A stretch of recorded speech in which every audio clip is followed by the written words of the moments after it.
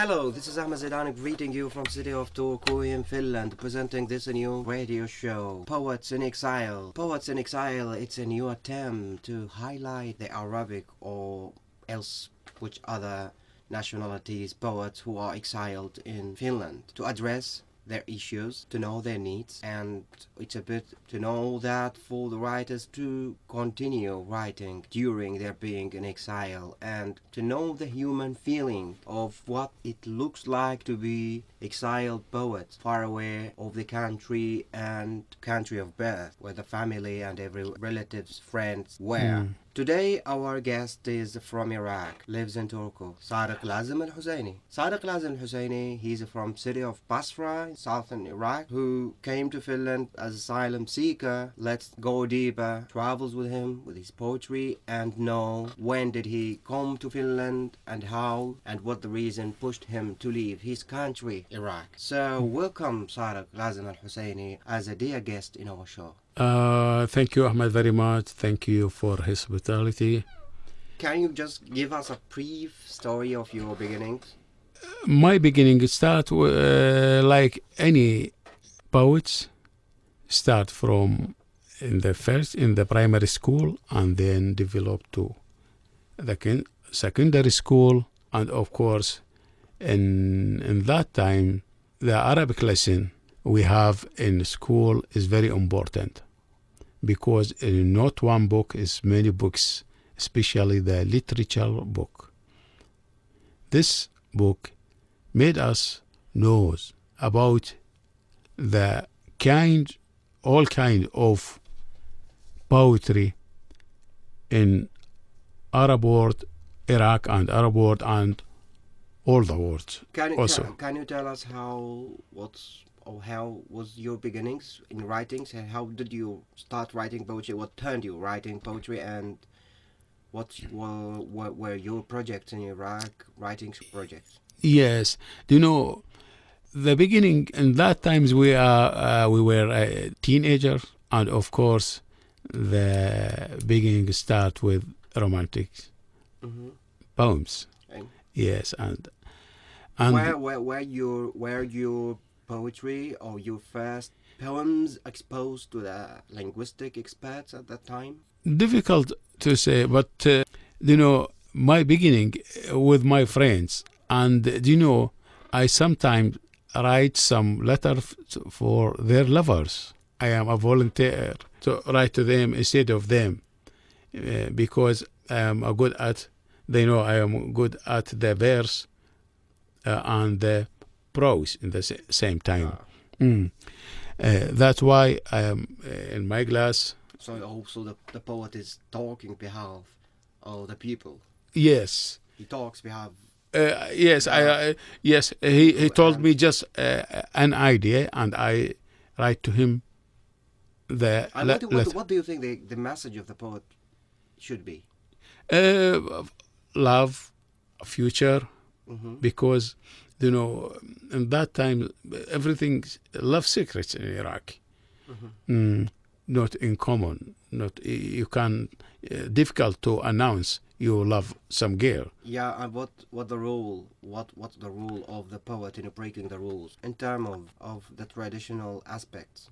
Yes, of course. In that times difficult to write some words, because instead of our behalf, your friend in difficult or bad way, or how you say, but I try to choose a very romantic or very soft words to this girl, to accept him, to understand him, because it is not to me. Oh, okay. Yes, because I need to understand the background of my friend and his girl. Oh, just let's shift to another phase of your life. Okay. During your being in the Iraqi army, during the Iraqi Iranian war. Yes. In the 80s of the last century. You was in the army that time, in the battles, and as if you've told me before that you kept on reading, Yes. writing. How did you cope with all that? Yes, really.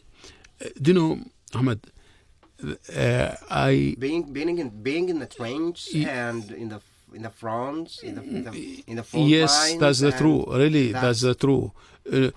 Because the book for Iraqis in that time is part of our life. Really, the book is part of our. It gives you it gives you a kind of hope. It give me hope and energy. Energy. Energy. Yes. Any moment of rest. In that time, I read. There is some kind of beautiful life left Yes. beyond this country, Yes. beyond this border. Yes, love and war. Because I have, yes, I am sure I will die in any moment, but I have hope. And you hold on. Yes, The hope. yes. This give me energy and make me very stable. What kind of poems did you produce in that time? Yes, but do you know, never I write about the war direct. You didn't write about the war while you was fighting and you was in the trench and in the Yes. front lines, but You you know, didn't write Yes, none of that. because But what was your issues that be- attracted you to write at that time? yes, because we sank in the war, we sank in the trouble. We missing our friend. They died between us, and you forget everything, because you are thinking about this young people live this life for nothing. And if I write something, write about why, just why the war, why this young Guy got killed got and lost his life. yes, for he nothing. just graduated from the university Just or graduated. institute. And He the future waiting for him, And- but in the suddenly you had at that time, as you've mentioned, a glimmer of hope to Yes. go forward and to hold on your beautiful life, which is still exists beyond the borders. yes. Can you tell us how the idea of leaving the country came to your mind? Actually, the idea came to me because the dictatorship, and when the Iraqi Iranian war settled down, I decided to leave Iraq.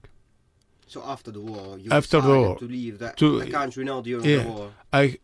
I can't afford. I can't stay because I intolerance to stay. Difficult to stay there because everything is forbidden.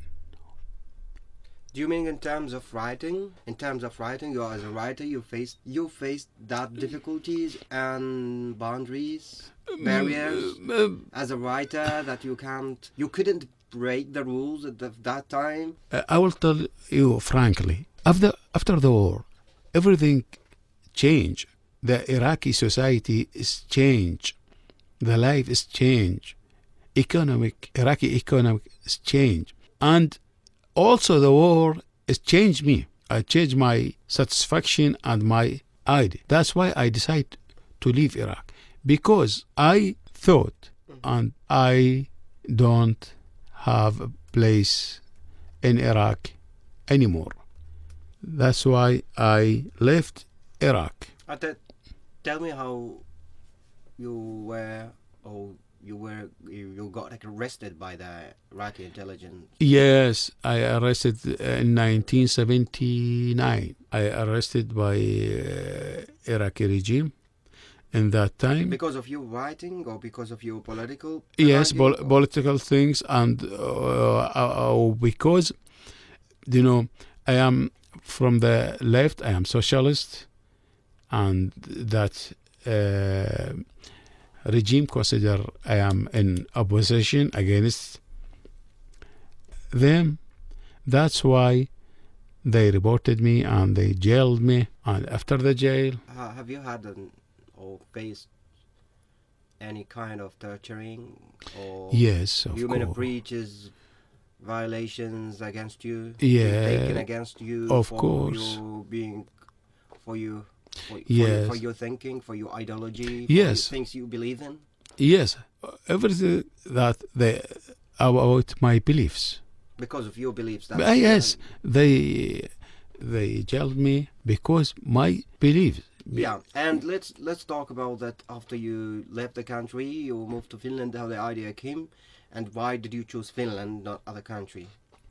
Actually, there is no way. We were in the camp in Saudi Arabia, and the United Nations So chose. Yes, Iranians choose. brought you here. Yes, by yes, you yes. and as a writer, when you came here, what's the first impression you have taken about the country? Really, is disappointed. Really, Oh, disappointed wow. because I thought everything I will find easily Do here you in mean Europe. in terms of writing and being active, you were disappointed? No, because the society very closed and the language very difficult, and no one to deal with him, and there's no one to guide you to find somewhere or some league, some even in that time when we came in 1993, the Finnish library is very poor of Arabic. Literature, And of course, there wasn't internet, the web. there's It was no like internet, no, and step by step the library here developed a little bit. It's better than now. You find the Arabic novels in the library, and now the internet full of open the world in front of you. But we are still suffering. Yeah, can we just figure out or sort out the kind of sufferings that you were suffering? You need one to translate your poetry to finish, and in this case, when you need to make a new collection, you need too much money. Hmm. Yes. That's the problem. How to get money? And the translator needs money. Hmm. Mm. Have you had any attempts in translating your poems? Yes. And have you succeeded to translate them and to expose them to Finnish society? And what was the Actually, reaction? I How did that? I How tra- the society respond? How the uh, society yeah, has responded to your writings as a Arabic writer who his yes. poems get translated into? Myself, I translate many poems of mine, but I am not satisfied. I have In which way? because I didn't find myself inside. Because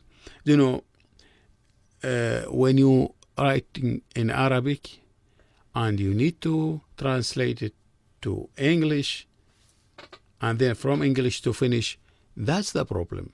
Because three language, the meaning will be missing. Mhm. That's why you need a translator, a good translator. I contact with in our project with Maria Maemba, and there is a Finnish poet, his name Timo Harjo. He translated me one of my poems. Really, it's very nice translation. Okay, and to what extent do you think yourself that you are engaged into the Finnish cultural events as Arabic writer?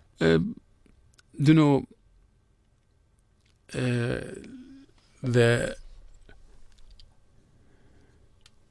You don't participate in the Finnish cultural events being held. no, I participate many times of course. And which kind of literature, of which kind of poems yes. you prefer to perform when you are among Finnish people, Finnish audience? Do you perform your Arabic poems?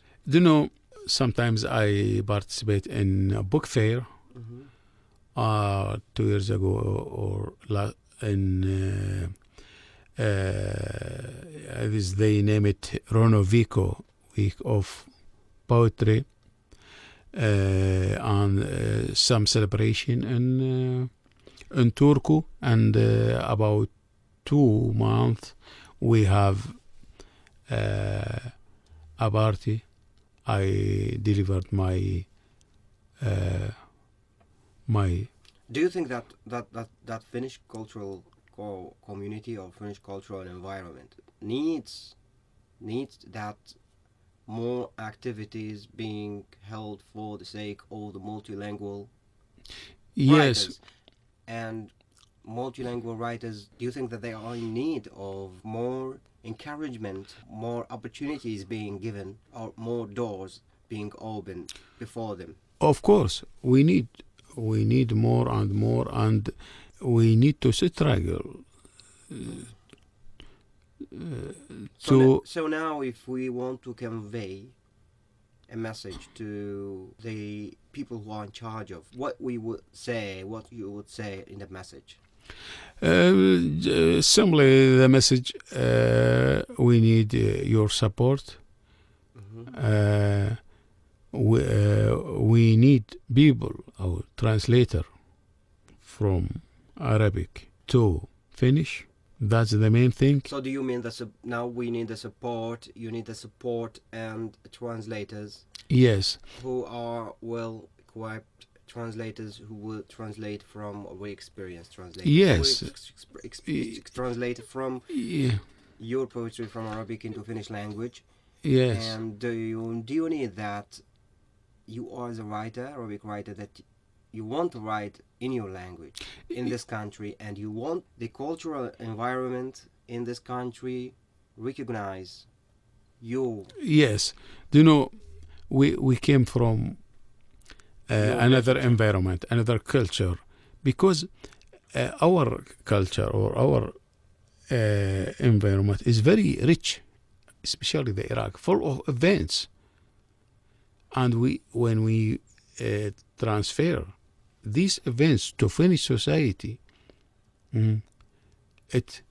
they will understand your situation in your country. You need to do that. You need to translate your literature or your poems or your novels into Finnish language, to know your suffering, your troubles. And also you need to feel just kind of a writer, as an Arabic writer who lives in this country, do you feel that you're part of the society? Do you feel yourself that you are Finnish more or Iraqi, or how do you feel in that? No, I'm Iraqi forever. But most of the... But you're still a part of the society. Yes, of course I am part. But most of the foreign writers here, they feel they are isolated. Okay, let's talk about this isolation. Yes. What are the reasons? There's many reasons of this isolation being imposed on the writer. The Finnish society very closed, and it's not easy to contact them, or you get inside of them easily. You need times, and it's not only my suffering, that's not all my friends. Really, that's true. But the Finnish government or the authorities here, they need to play a role to do something about that. For example, our friends in Sweden, in Denmark, in Norway, they're better than us. Yes, they are suffering from many things, but I bet they are better. They have many facilities from the governments. But we still have some names here in Finland for the Arabic writers who started to be glattered. Yes. And recently, at least. Yes, yes. Of course, I don't talking about all. I talking about most of because 1% maybe succeed and to find. Also, maybe we are in Turku, but in Helsinki maybe the situation is much better, little bit much better from Turku because the Helsinki. So now we face another problem, that the problem of the place where you live. If you are close to the capital, or you live in the capital, that you are more closer to the cultural events being held. Yes. Helsinki, the capital, are full of events. Full of events. Yes. How you will know about all these events? Will they invite you as a writer? Do you Sometimes. think so? Do you mean in Helsinki? In everywhere? Do you think that exiled writers need to organize some kind of networks? These networks can link them to other, to the Finnish environment. Yes, that's very important. Cultural field. Yes, that's very, very important things. And do you think that we have here a lack of these networks? Yes, yeah, already in Turku is very bad. We have lack of to communicate each other. Yes. After we talked about the obstacles and the problems that the exiled writer, you as an exiled writer, face in this country, what do you say if we listen to one of your poems? Okay. And do you think it's written in Arabic originally? You just give us some explanation about the poem before you start reading it. You know, this poem name, it's Innocent, The Innocent. Talking about Basra is my city, that's when I born, and Baghdad, of course. Baghdad is our mother, great mother, and Damascus. We are talking about Baghdad and Damascus because two great capital in the world and history, and myself also. So before you read the English version, do you have the Arabic version of them? Yes, of course. Can we just listen in Arabic how it looks like? Okay, and then I will read it in English. Yes. Okay. The name of the poem is Al-Bari. Bari, it means the innocent. I will say في البصرة ولدت في البصرة ولدت وفي بغداد تعمدت وعلى أسوار دمشق صلبت سوف أبعث لأكون شاهد زور على موتي بأني بدين السلطة قد كفرت. Great. Yeah. Just if we know now what people may know what you were talking about, or Yes, I'm talking about I born in Basra. You was born in Basra. Yes, and the message is very important now. I say in Baghdad I baptized. He was baptized in Baghdad. Baghdad. He was born, now if we take it like this, Yes. he was born in Basra, Yes. he was baptized in Baghdad. Baptized, it means I am away of religions. All religion is one to me. I respect all religions. That's why the message and the war now we're talking religious about war. Yes. different places. Yes. And those places, there's Yes. many aspects. Yes. But the respect to the distance and the religions. Yes. There are many symbols in this poem. So you was born in Basra, you was baptized in Baghdad, Yes. now in Damascus. Someone literally you say direct how you baptized because you are background is Muslim. It doesn't mean anything. It's just a verse. I am talking the verse for all the world. I am talking all the world, not talking to some kind of people. In this, I talking to the government. Okay, but if you explain to the poem, if you have you finished it? No, just the last. I say I will revive. You will be revived in. Yes, after my. Have you mentioned something about Damascus? If I'm right. Yes, I say. وعلى أسوار دمشق صلبت. Yeah, so you was crucified. Crucified on the wall of Damascus. And and I will revive. So you will be revived. Yes, revived to be a false witness on my death. So hear the message. You're gonna be revived to be a false witness on your death. Yes, hear the message of the poem. So the message is to be the false witness. Yes, they they killed me at Damascus walls, and I will revive to be a witness on my death. So this kind of political. Yes. Political poetry. Yes.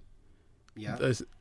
Why? Because I disbelieve. To what extent do you feel that you are bald? It is just normal thing.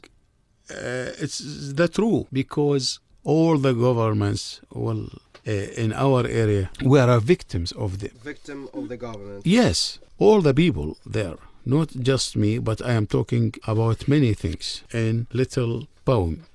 So you've mentioned about the obstacles and the problems that you face as a foreign writer in this country, and you have mentioned that the linguistic barrier is still strong and the translation movements are really poor. Yes. Especially in Arabic language. And what you need that to strengthen these aspects or this side, and then you will have it qualified to be engaged into the Finnish society more. Yes, you know, Ahmed, the translation not just language you learn. Translation just very important thing and a special thing to study. To me, this translators here are many translators, but I am sure they can't translate a good translation for any poems because they are not specialists in opposite. The time is running out, and we are going to unfortunately end this interview. It's been nice to meet you, and it's been nice to listen to your poems, to your experiences, to hear your needs as a writer in order to continue writing in this country, in order to be part of the world, be a beautiful part of the world, in order to conveying your message to the people in Iraq, in order to change towards the good things. So, Ahmed, let me first initially to thank you and for this chance, and sorry for our audience for a huge of sadness in my words, because I have because my country was in very bad situation. We can understand it. Yes. And sorry to hear that. And really only the voice of poetry, which is still the most powerful voice, and we put a lot of hopes on this voice, and we hope that things is going to change towards better. Thank you for being here. We were honored to have you here.